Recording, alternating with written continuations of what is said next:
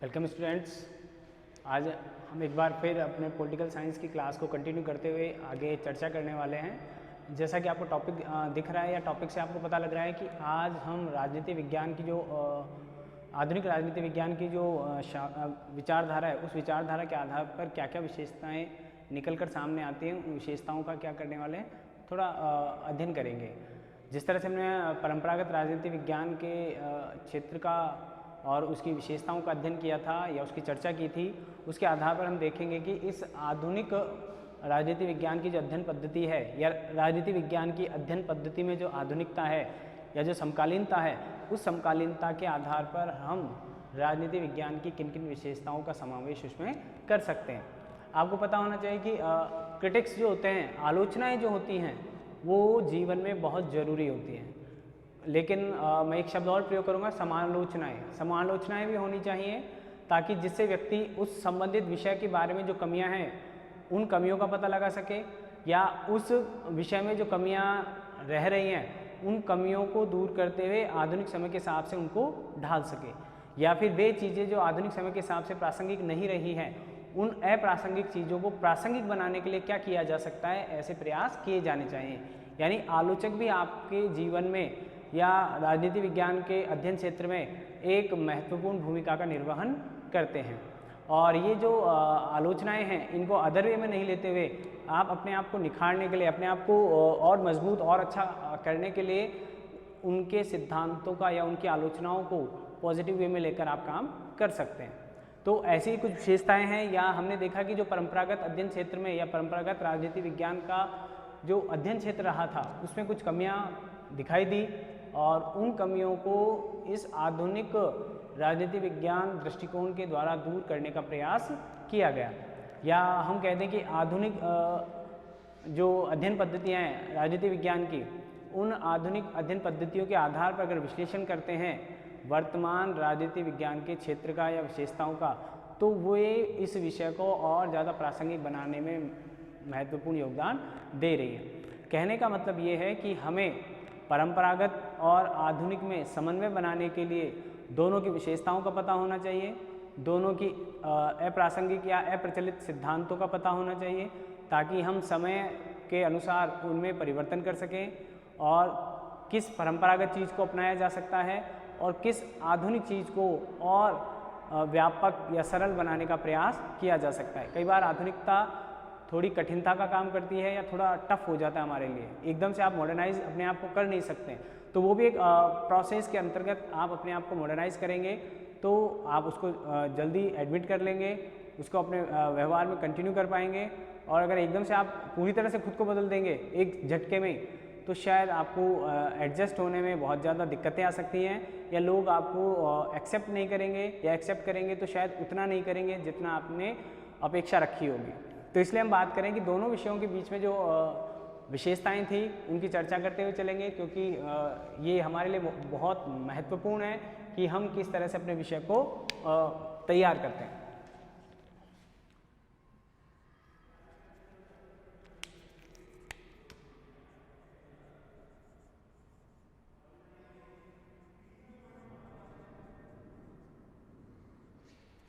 राजनीति विज्ञान की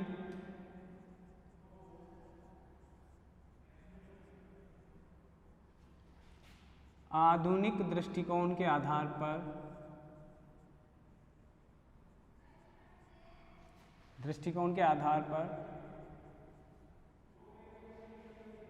निम्न विशेषताएं निकलकर सामने आती हैं।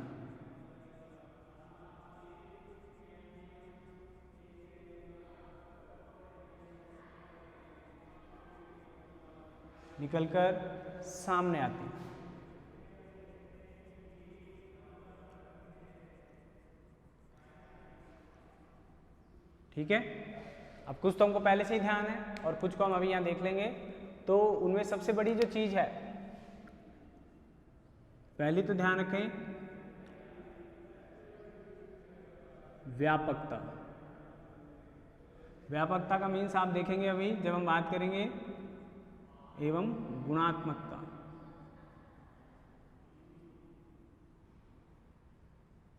ठीक है, सेकंड आप देखिए ये भी एक नई बात थी उस समय में। ये इसका उपागम भी है और ये इसकी विशेषता भी है।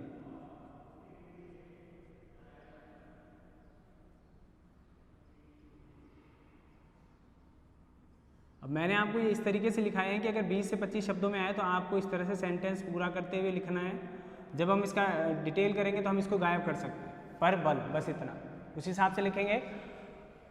तो बल दिया गया, इतना पूछा जाएगा आपसे दो विशेषताओं के रूप में। यहां पर आप कर सकते हैं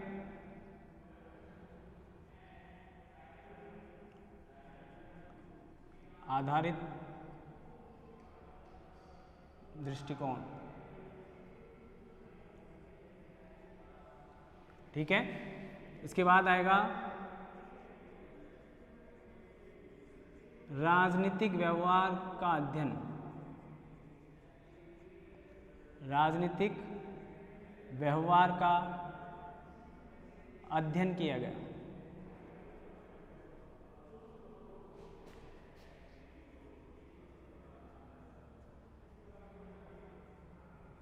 थर्ड, फोर्थ देखिए आप, मूल्य निरपेक्षता,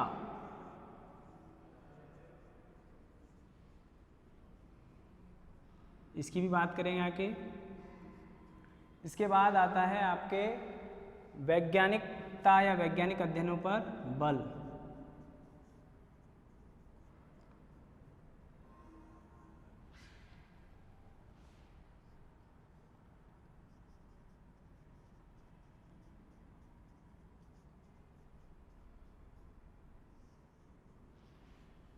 ये 5 से कुछ इसकी विशेषताएं निकलकर सामने आती हैं, जिनके आधार पर हम कह सकते हैं कि ये जो आधुनिक दृष्टिकोण है, इन आधारों पर आधुनिक है या इन आधारों पर इसका महत्व अत्यधिक है। एक और देखें आप इसमें,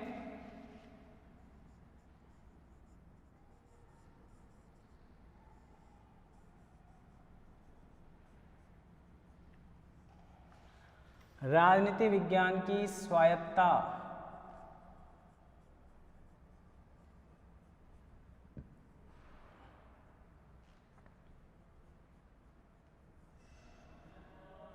स्थापित की गई, या राजनीति विज्ञान को एक स्वायत्त विषय के रूप में स्थापित किया गया।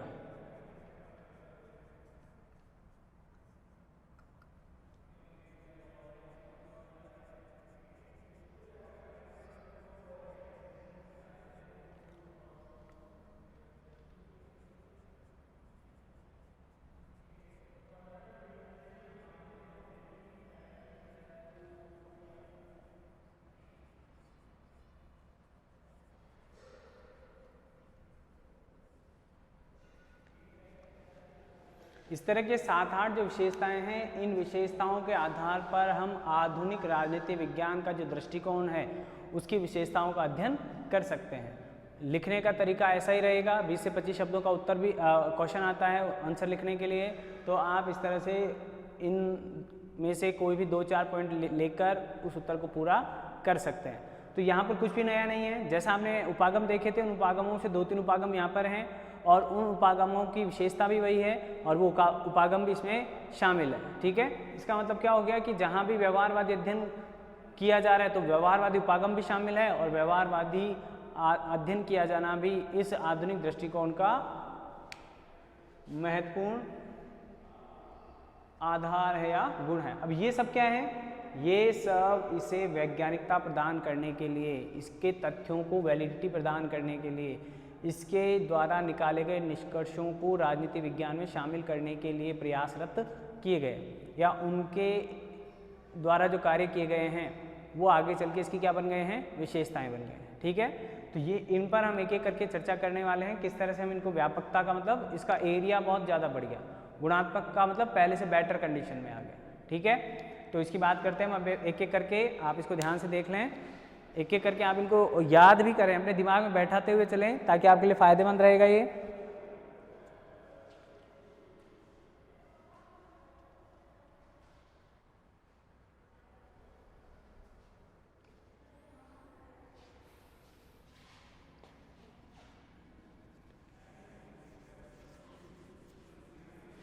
चलते हम वन बाय वन। ध्यान कीजिए कि आपको किस विषय को किस तरह से लेते हुए चलना है। अब इस दृष्टिकोण की अगर बात करते हैं हम, तो इस दृष्टिकोण का व्यापकता मैंने बताया कि इसका एरिया बढ़ गया, इसका क्या बढ़ गया है, क्षेत्र बढ़ गया। तो इसको देखते हैं अभी।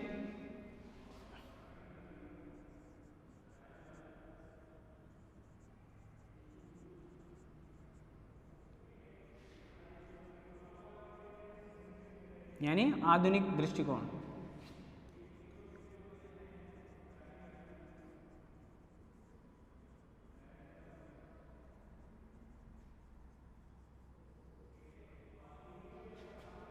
सर्वाधिक महत्वपूर्ण विशेषता। तो आपको पता होना चाहिए सेकेंड वर्ल्ड वॉर और सेकेंड वर्ल्ड वॉर के बाद जो परिस्थितियां बदली, तो उन परिस्थितियों के बदलने के कारण या उन परिस्थितियों के बदलने के कारण नए राष्ट्रों का उदय हो रहा है। सेकेंड वर्ल्ड वॉर के बाद नवोदित राष्ट्रों, आप समझ गए होंगे, भारत और अन्य जो राष्ट्र उस समय स्वतंत्र हुए, उन राष्ट्रों की बात करें। नवोदित राष्ट्रों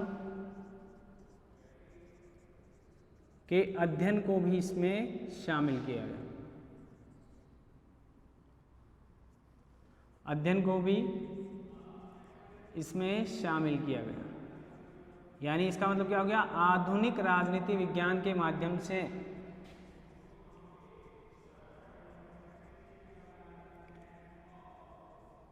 अर्थात विकसित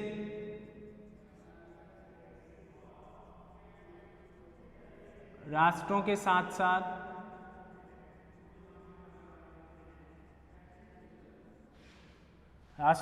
साथ विकासशील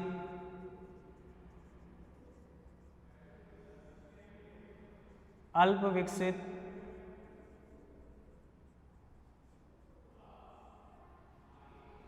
विकसित राष्ट्रों का भी अध्ययन किया जाने लगा।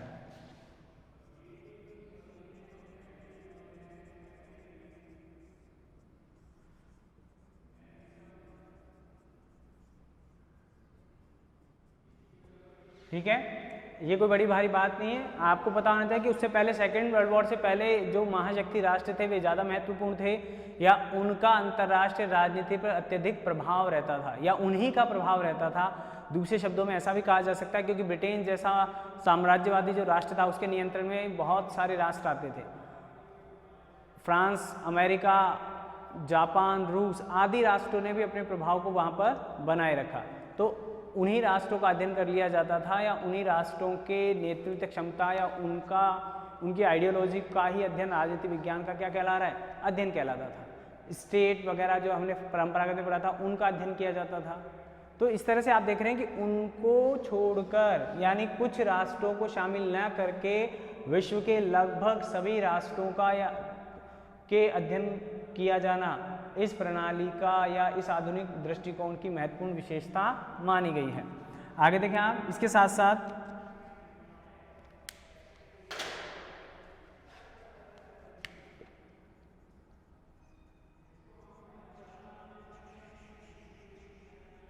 अब क्या हुआ, क्षेत्रों में परिवर्तन आ रहा है।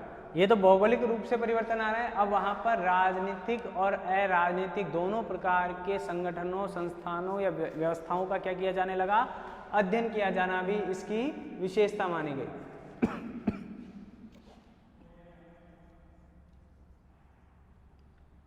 वैधानिक, औपचारिक,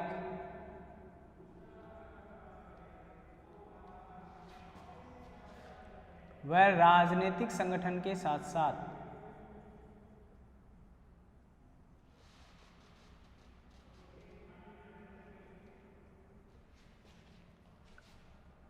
संस्थाओं के साथ साथ अराजनीतिक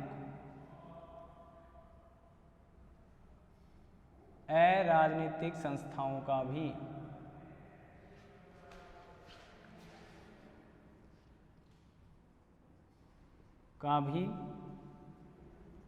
अध्ययन किया जाने लगा।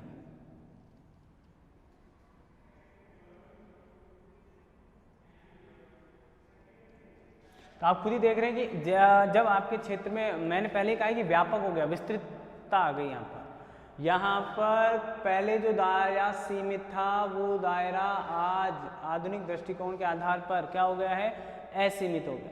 यानी वहाँ पर किसी भी तरह की कोई संकीर्णता या बंदिश या प्रतिबंध शामिल नहीं है। आप जिस भी प्रकार से, जिस भी राजनीतिक व्यवस्था का, जिस भी सिस्टम का या जिस भी शासन प्रणाली का अध्ययन करना चाहते हैं वो आप कर सकते हैं और उसे राजनीति विज्ञान के अध्ययन क्षेत्र के अंतर्गत शामिल किया जाएगा। वैधानिक औपचारिक संस्थान क्या है, पुरानी परंपरागत में भी, लेकिन यहाँ पर उसको नया रूप देने के लिए क्या कह दिया, अराजनीतिक संस्थाओं का भी क्या किया जाएगा, अध्ययन किया जाएगा या शासन प्रणालियों का अध्ययन किया जाएगा। ठीक है, जरूरी नहीं है लोकतंत्र का ही किया जाए, अन्य शासन प्रणालियों का भी क्या किया जाएगा।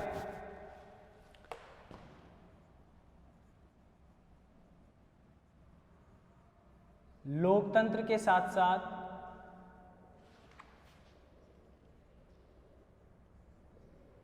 अन्य शासन प्रणालियों का भी, अन्य शासन प्रणालियों का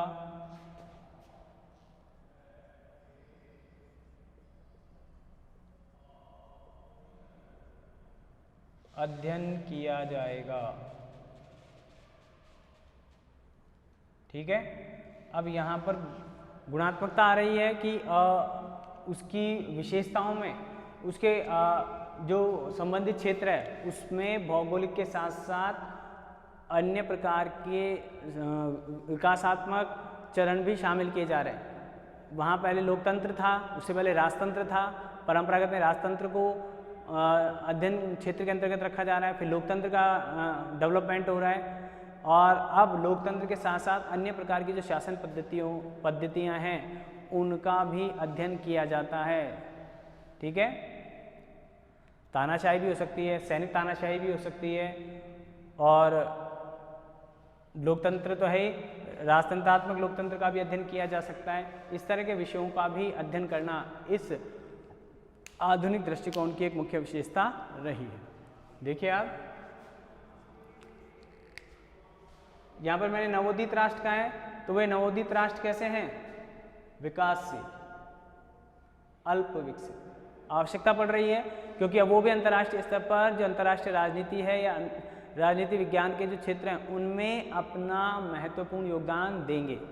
स्वतंत्र हैं, संप्रभु हैं, अपने आधार पर निर्णय लेने के लिए स्वतंत्र हैं, तो उनकी मानसिकता में किस प्रकार से परिवर्तन आते हैं या वे अपने आप को किस तरह से इस विश्व में स्थापित कर पाते हैं, उसके लिए वो क्या क्या क्रियाएं, अनुक्रियाएं करते हैं, उनका अध्ययन किया जाएगा इस आधुनिक राजनीति विज्ञान के दृष्टिकोण के आधार पर।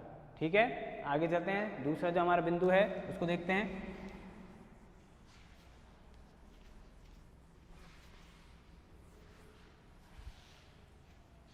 दूसरा जो मैंने विशेषता बताई थी वो वही थी, अंतः अनुशासनात्मक अध्ययन पर बल दिया गया। अब ये विचार अपने आप में यूनिक है। दूसरा देखें,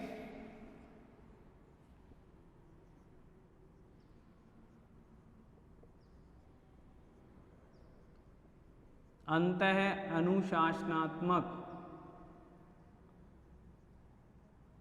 अध्ययन पर बल।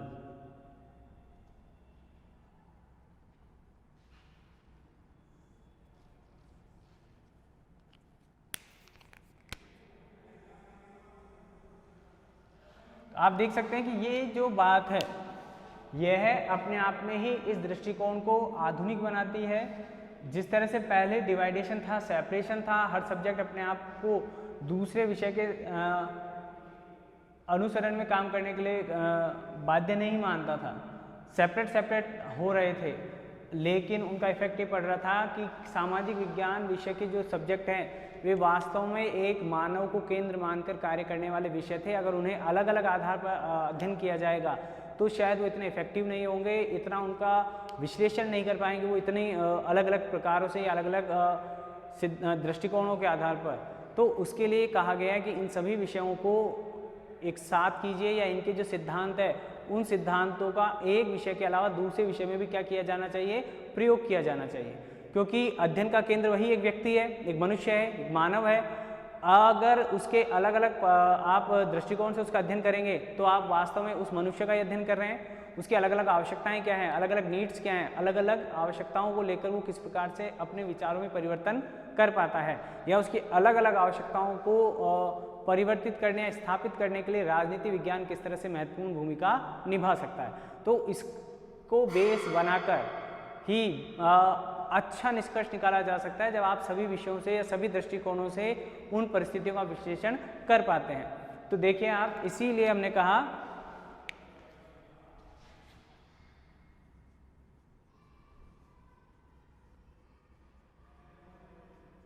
आधुनिक विचारधारा की बात कर रहे हैं।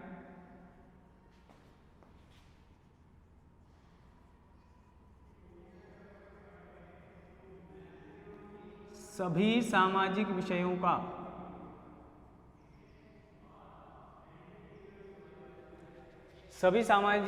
को समान दृष्टि से देखते हुए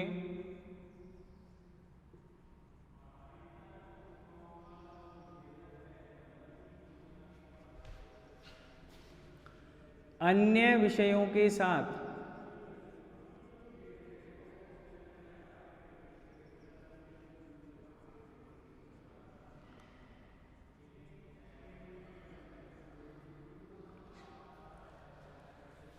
साथ उसका संबंध स्थापित करने का प्रयास किया गया। यानी जब हम साइकोलॉजी पढ़ें तो उसमें राजनीति के आधार पर भी अध्ययन करें, ज्योग्राफी के आधार पर भी करें, इतिहास के आधार पर भी करें, अन्य प्रकार से उसका अध्ययन करें। जब हम पॉलिटिकल साइंस का अध्ययन करें तो पॉलिटिकल साइंस को उसका संबंध विषय विशेष के साथ स्थापित करें।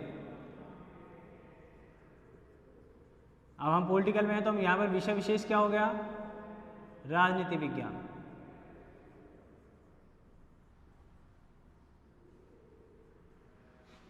विषय विशेष के साथ स्थापित करें।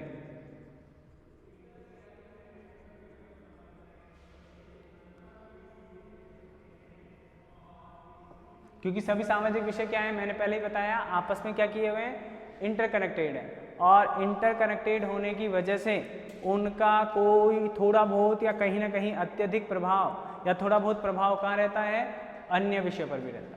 तो अन्य विषयों पर उस प्रभाव का अध्ययन करेंगे तो हम उस विषय को तो अच्छा समझेंगे। मान लो अगर हम राजनीति विज्ञान का अध्ययन कर रहे हैं और समाज शास्त्र के दृष्टिकोण से देखेंगे तो हम समाज शास्त्रीय दृष्टिकोण और राजनीति विज्ञान के आपसी संबंध का तो अध्ययन करेंगे ही, साथ में राजनीति विज्ञान विषय को भी बड़ी आसानी से समझ पाएंगे। जैसा कि मैंने आपको पहले भी एग्जाम्पल दिया था कि भारत की जो स्थिति है, भौगोलिक स्थिति जो है, उसके आधार पर उत्तर में हमारे हिमालय है, तो हिमालय जो पर्वत है वो हमको चीन से सुरक्षा प्रदान करता है। ठीक है, हमारे तीनों और प्रायद्वीपीय भारत का जो हिस्सा है, उस प्रायद्वीपीय भारत के तीनों ओर समुद्र है, तो हमें शत्रु दूर से स्पष्ट तौर से दिखाई दे सकता है।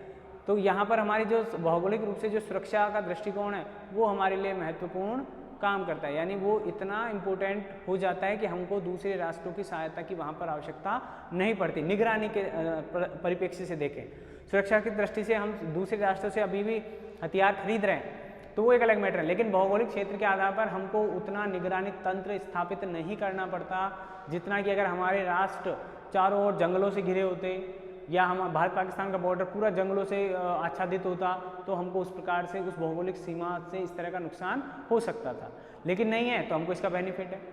ठीक है, तो हम हमारा ध्यान ज़्यादा कहाँ केंद्रित कर सकते हैं ये हमारे ऊपर निर्भर करता है।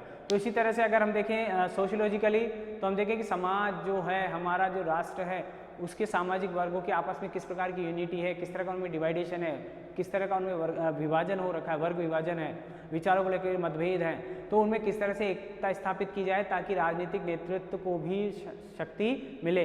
अगर युद्ध के समय समाज में ही डिवाइडेशन होगा तो राष्ट्र किसी भी तरह से अपने उद्देश्यों या लक्ष्यों या सुरक्षा को प्राप्त नहीं कर पाएगा। तो इन्हीं आधार पर देखा जाता है कि समाज में वर्ग का निर्माण कब होता है, वैचारिक आधार पर डिवाइडेशन को भौगोलिक आधार पर डिवाइडेशन किस रूप में कन्वर्ट हो जाता है। ठीक है, तो आपने देखा कि पहले हमारे धार्मिक आधार पर डिवाइडेशन हुआ भारत का, उन लोगों में वैचारिक मत भिन्नता आई, तब उन्होंने एंड में जाकर भारत का भौगोलिक डिवाइडेशन कर दिया। तो कहीं ना कहीं इन विषयों के आधार पर हम कह सकते हैं कि इस तरह के दृष्टिकोण के आधार पर कह सकते हैं कि राजनीति विज्ञान को कहीं ना कहीं धार्मिक दृष्टिकोण ने भी प्रभावित करने का प्रयास किया।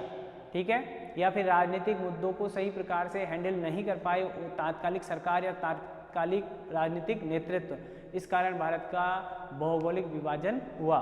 तो मैं यही कहना चाह रहा हूँ कि ये जो विशेषता है पहली बार सभी विषयों को साथ लेकर अध्ययन करने की, इसने भी अपने आप में इस आधुनिक दृष्टिकोण को आधुनिक बनाने का प्रयास किया है। आगे देखें आप इसमें, इसके अंतर्गत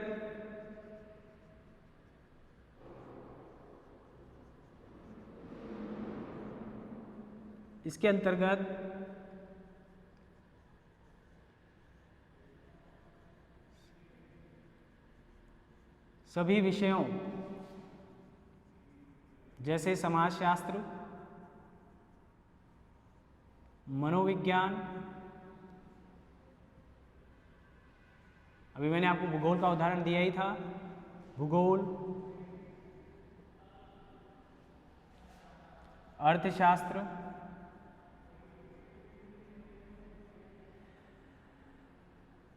किस प्रकार से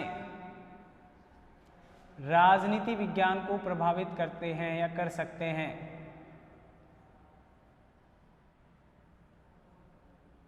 राजनीति विज्ञान को प्रभावित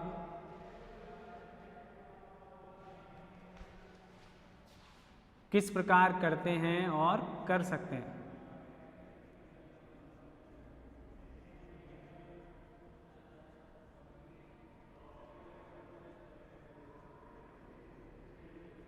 और कर सकते हैं, इसका अध्ययन किया जाता है, इसका अध्ययन किया जाना अन्य महत्वपूर्ण विशेषता है।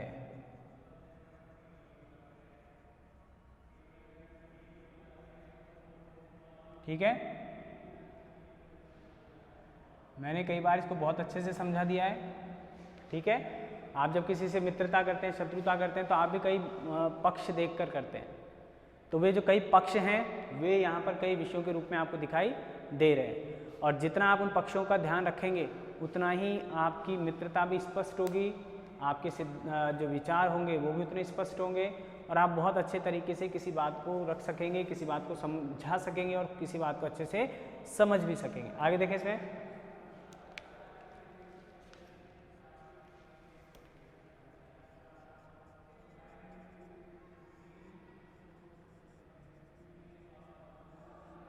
मानव जीवन पर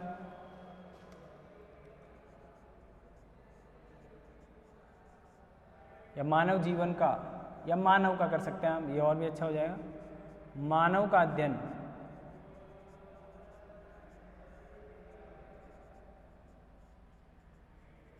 इन सभी दृष्टिकोणों से करते हुए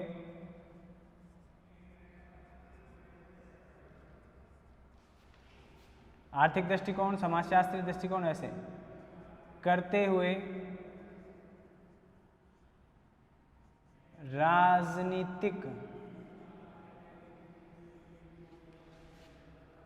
प्रभाव का भी अध्ययन किया जाता है।